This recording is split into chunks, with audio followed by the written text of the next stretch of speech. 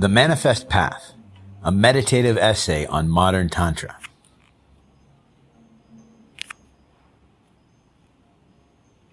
I walk a path that is only mine, but it echoes with the steps of many. It is Shiva who vibrates in me as Spanda, the sacred pulse of all becoming.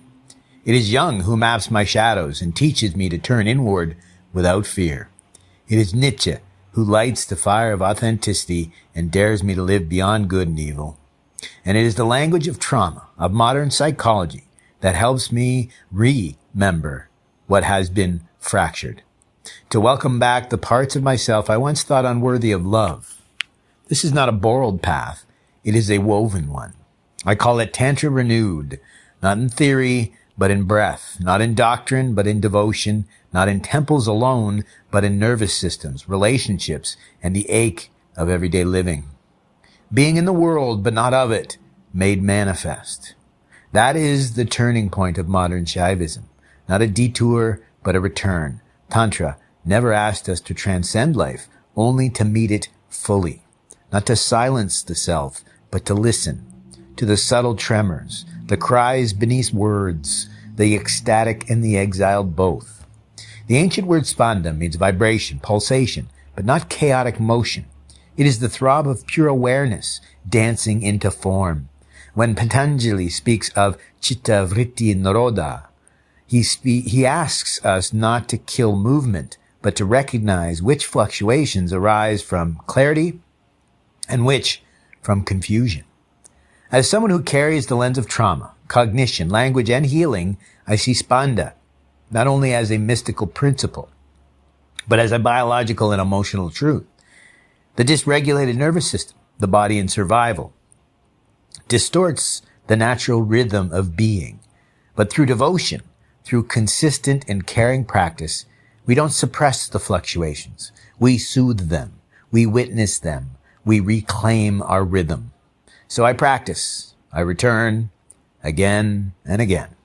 I do not seek the divine outside myself.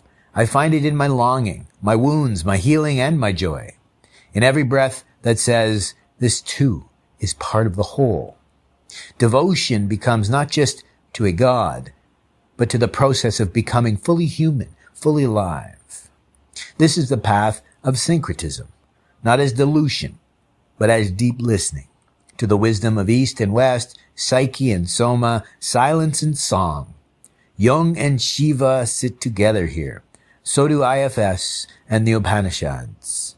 It's not the tenets, but the devotion that makes it whole.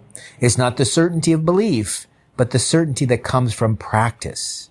The education we need is not memorization, but transformation. Not the rote transmission of ideas, but the cultivation of inner literacy. To know the self not just as a thinker or a sufferer, but as a field of patterns, reactions, insights, and awakenings. We are not here to transcend the body. We are here to befriend it, to make it a partner in awakening. So a meditation. Sit, breathe, let the pulse of your body remind you are already vibrating. Feel into the parts of yourself that feel distant, afraid, ashamed. Welcome them, not as flaws, but as forgotten children of consciousness. Wholeness is not a destination, but a return, a coming home again for the first time.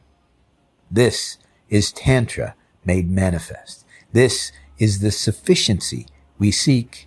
This is the one, remembering itself as many and choosing again to love what it finds.